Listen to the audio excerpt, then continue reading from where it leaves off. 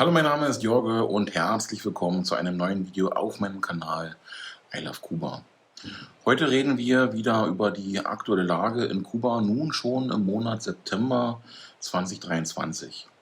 Wenn du neu hier bist und an Videos zu Themen rund um Kuba interessiert bist, dann abonniere jetzt meinen Kanal. Und wenn du die Glocke aktivierst, verpasst du auch kein neues Video mehr. Fangen wir an.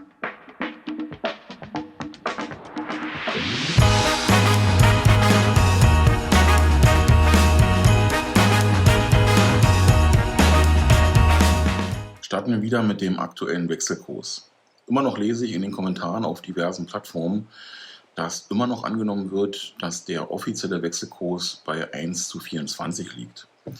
Wie wir wissen, liegt der offizielle Wechselkurs für Handlungen in Kuba jedoch bei 120 Peso pro Dollar, abzüglich 8% Servicegebühren. Der informelle Wechselkurs stieg in den letzten Monaten kontinuierlich stark an, fiel jedoch in den letzten Wochen wieder recht stark. Zum Zeitpunkt der Aufnahme dieses Videos liegt der Kurs inzwischen bei 218 Peso pro Dollar bzw. 225 Peso pro Euro. Auf iTalki könnt ihr den täglichen Kurs nachschauen. Den Link findet ihr unten unter diesem Video in der Videobeschreibung. Neu ist nun auch, dass aufgeführt wird, wie teuer der Erwerb von einem Peso ist. Aktuell bezahlt man für 1 Peso 1,12 Peso. Nun wird sich der ein oder andere denken, wie das nun funktioniert. Wer meine Videos aufmerksam verfolgt, weiß, dass Kuba ein Bargeldproblem hat. Zumindest, wenn man den offiziellen Markt betrachtet. Kuba selbst möchte mehr und mehr auf bargeldlose Transaktionen setzen. Ob das sinnvoll ist in einem Land, das sich technisch gesehen immer am Rand bewegt und mit regelmäßigen Stromausfällen zu tun hat, soll mal jeder für sich entscheiden. Nun ist die Lage so, dass ein Kubaner nicht zu jeder Zeit über sein Geld auf der Bank verfügt, zumindest nicht, wenn er es bar ausgezahlt bekommen haben möchte. Aus diesem Grund ist es nun so, dass sich ein weiterer Markt aufgetan hat. Möchte Person A mehr Bargeld von seinem Guthabenkonto ausgezahlt bekommen haben, als die Bank es zulässt, kann sich nun Person A an Person B wenden auf dem informellen Markt und Person B verlangt nun jedoch für 1 Peso Bargeld aktuell 1,12 Peso überwiesen. Das sind aktuell also 12%, ich nenne es mal Servicegebühr. Wie auch jeder andere Wert schwankt auch dieser. Betrachtet man den informellen Markt insgesamt, gehen die Werte aber gerade runter. Kommen wir zu den Einreisebestimmungen. Auch hier lese ich immer wieder die Frage, bzw. werde auch ich immer wieder gefragt. Deswegen behalte ich dieses Thema in jedem Video zur aktuellen Lage auch drin. Was wird also benötigt? Die Zollangaben werden online verpflichtend über der Viajeros abgefragt. Hierzu habe ich ein extra Video online. Zusätzlich zu den Zollangaben wird noch die Touristenkarte, also sozusagen das Touristenvisa und eine Auslandskrankenversicherung benötigt. Die Versicherungspolice sollte nach Möglichkeit in Spanisch ausgestellt sein, muss aber nicht.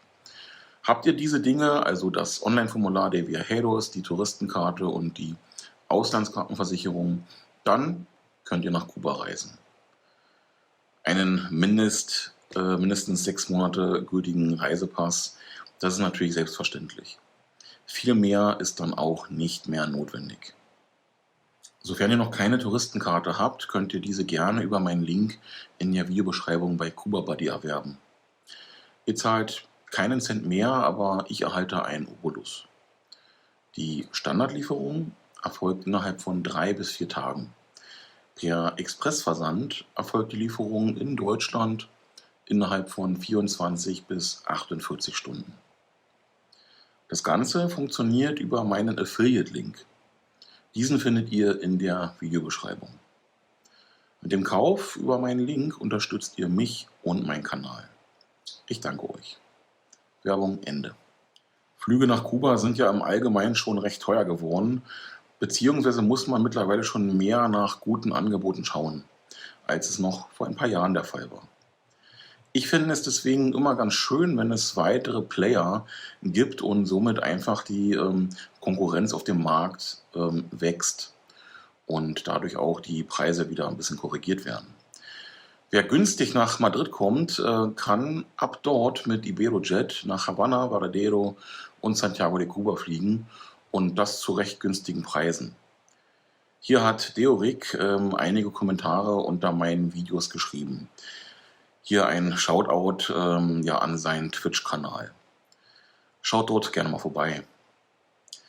Neben Iberojet gibt es ab Winter 2023 auch Turkish Airlines, die ganze 4-mal die Woche nach Havanna fliegen.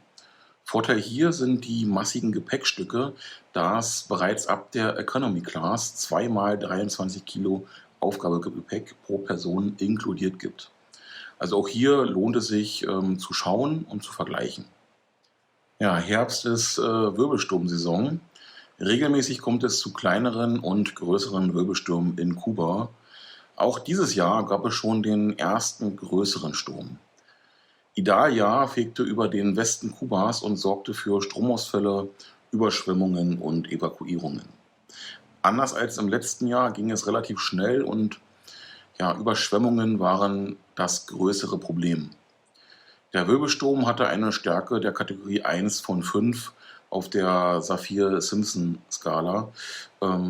Ja, die Situation hat sich mittlerweile wieder beruhigt, aber die Wirbelsturmsaison hat gerade erst ihren Höhepunkt erreicht. Wenn du das Video bis hierhin geschaut hast, lass es mich gerne in den Kommentaren wissen und abonniere meinen Kanal, sofern du das noch nicht gemacht hast.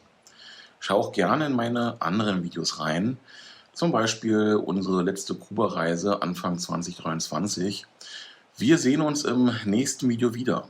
Bis dahin, saludos, ciao.